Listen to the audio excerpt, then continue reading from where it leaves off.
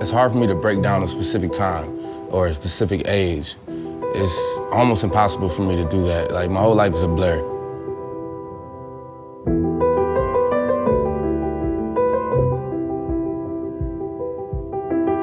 I grew up foster care. I don't know exactly how many homes I was in. I just know it was like literally, I moved like so much to the point where it's like, I kind of gave up.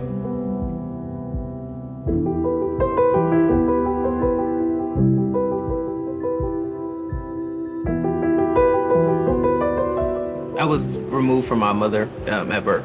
So I was actually adopted into a wonderful family, very faith-based, had a lot of morals. They kind of pushed me through the different times and the different problems that I had.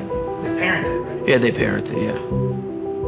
So long-term, we know that the longer a child spends in foster care, the more loneliness and isolation they experience. So their likelihood of experiencing homelessness, their likelihood of incarceration, employment statistics, becoming unplanned parents. I mean, really across the board, the negative impacts of that isolation because of foster care are really challenging for our kids.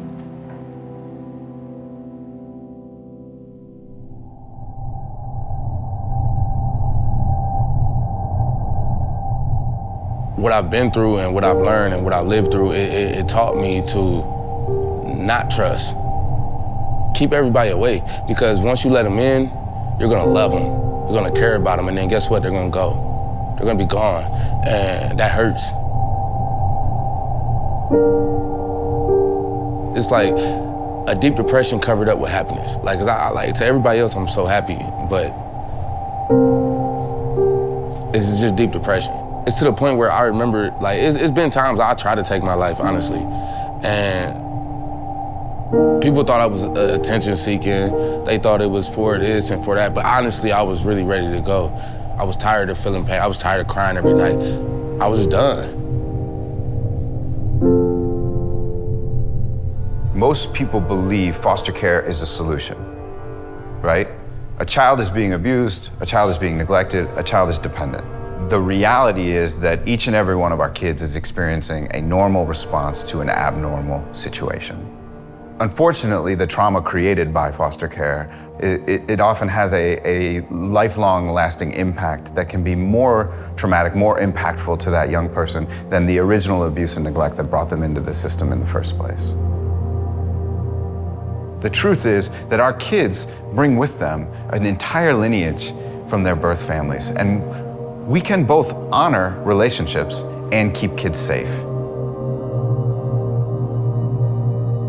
I know that empty void of having feeling like you just are missing a big part of your life. I started to become really depressed about not knowing who I was and what my history was. I don't think my parents ever intentionally did it, or maybe it was a natural thing, but I started to want to know, well, who are my biological siblings? Who is my mother? Who is my father? I ended up talking to my mom. We were driving down Taylor Road, and I remember my heart beating for like 30 minutes because I just really wanted to ask her, and I finally was like, how would you feel if I was to start trying to find my biological family? She encouraged me. She started to give me different names of different people, and she says, I knew it was gonna happen eventually. I wanna try the reverb. We good.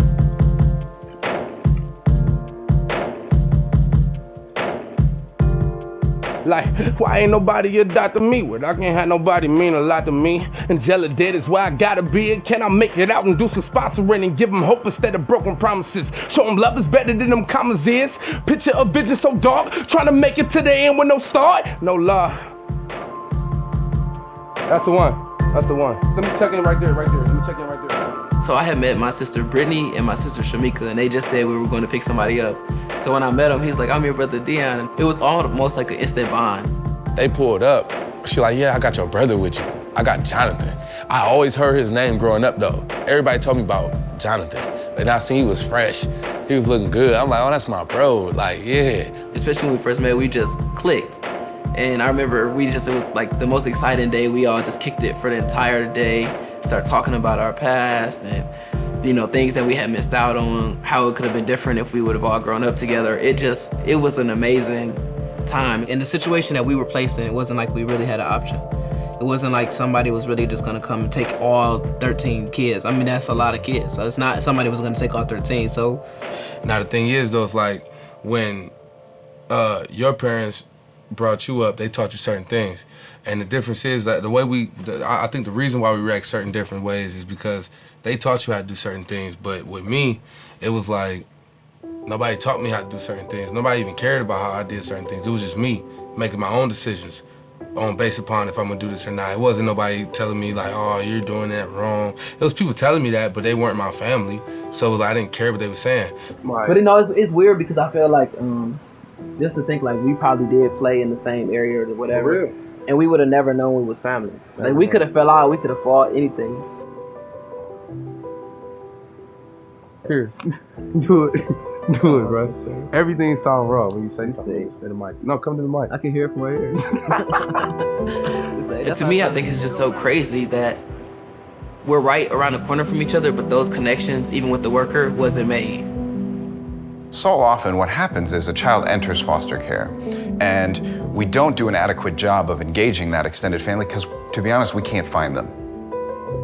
The reality is sometimes a child does need to stay in foster care. What we're proving every day, though, is that number is smaller and smaller than we thought.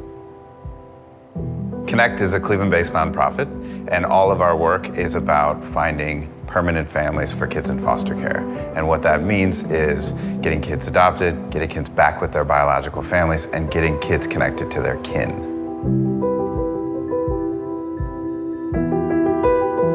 The reason that permanency is so important is that it's fundamentally why we're here. It's what we're wired for, connection with one another. The foster care system needs a placement. They have a crisis that happens in the middle of the night and they need a placement. Children and families need relationships.